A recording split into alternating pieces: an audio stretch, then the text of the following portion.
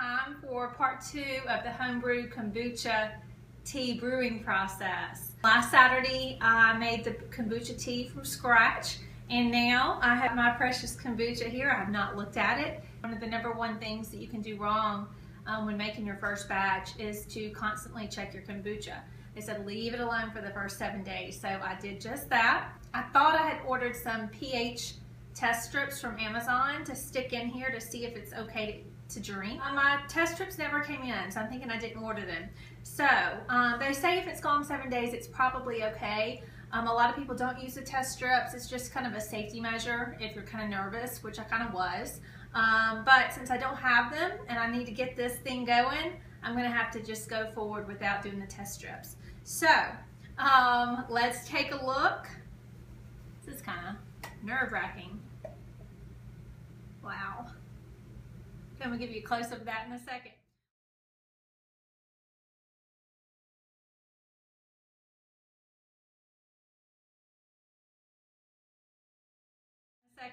What I'm supposed to do is just stick this straw in here and see what it tastes like. Oh my Lord. That's the SCOBY right there.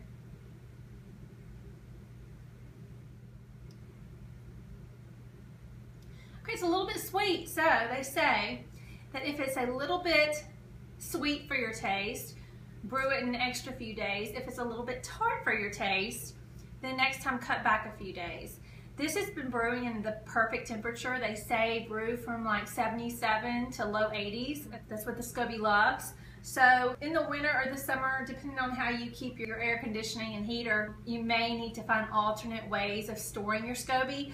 But for me, I am the most cold-natured person ever, and so my house stays at about 78 to 80. I know that freaks a lot of you out, but I'm very cold-natured. So this has been the perfect brewing environment. So I'm gonna just go ahead and do it. You know, I'm ready. So you can drink the kombucha right now as it is. And like I said, I was pretty okay with the taste as it is. But what I wanna do is flavor it like my GT's kombucha. So here, I think I showed you last time, but it has vanilla bean, organic lavender, organic ginger, and organic elderberries. And so I just bought these from kombuchacamp.com. For the 4-pack trial, I believe it was $15. So I'm going to decide which ones I want in each bottle. I'm going to do a mixture. You can also put pieces of fruit. So I may get some fruit out and just have a bunch of different ones to try. So what I need to do first is put the SCOBY into the bowl while I decant and pour it into these glass bottles that I have here. I've just been saving these. These are my GT's kombucha bottles.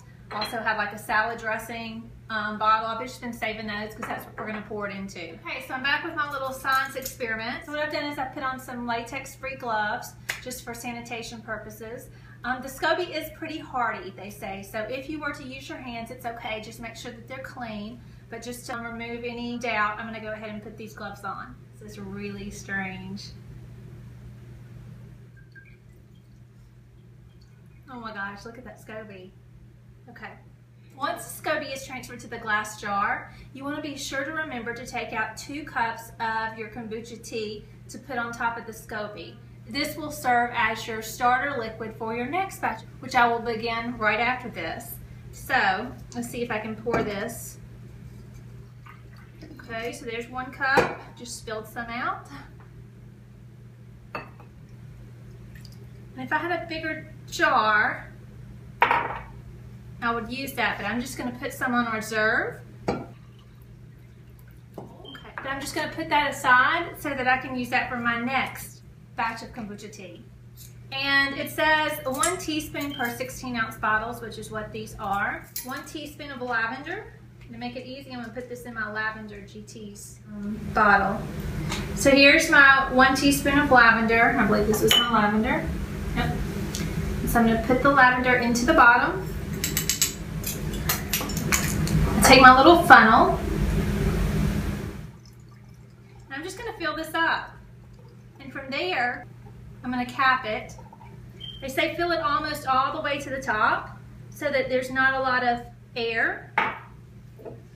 That's going to be my first lavender kombucha tea in a few days. This is pretty exciting to me that I've come this far.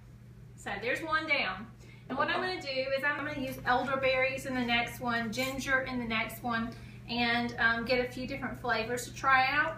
And then from there I can always mix and match some of these and create some really good, cool combinations. I'm going to put these in a dark, dry place and not bother them too much. Now, there have been reports of these things, depending on the glass jar that you use, of them exploding. It's not common, but it has happened. So what they recommend is to put these in a box. And so if that should happen, not a lot of things are damaged. But what they say to prevent the possibility of it exploding, maybe once a day, I'm going to just cap it a little bit, let the gases kind of go out, and then screw it back on. And then 2 or 3 days, it should be ready. And at that point, I will put it in the refrigerator to drink just like I've been doing my normal kombucha tea. And just remind you that I have now filled these. They each have a different flavor in it. So this is about $30 worth of kombucha at the store. And I just made it, very economically. And really, the first time it's been a learning process, but it really was not that hard. Now, if I can do it, you can do it. I hope that's been helpful. I'll check back in when I have tasted it. And from here, I'm just going to keep brewing my next batch. Thanks a lot. So it's that time. So as you see, there is some carbonation, and that's kind of the purpose of the second fermentation. Well, to flavor it, and then also a lot of people like the fizz, the carbonation. So the longer you let it sit out, you will increase the carbonation. They say it's important to get those like flip top airtight bottles because it will truly allow no airs and gases to escape, whereas these, it's not truly airtight. I'm ready to taste my first home brewed kombucha tea.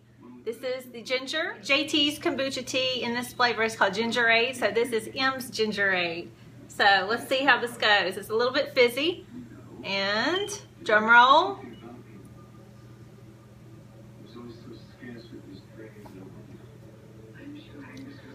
Not bad. So Gingerade was the very first one I tasted back about 3 to 4 weeks ago. From what I recall, I would have to go back and taste it, but it tastes very, very similar. So good job, Em.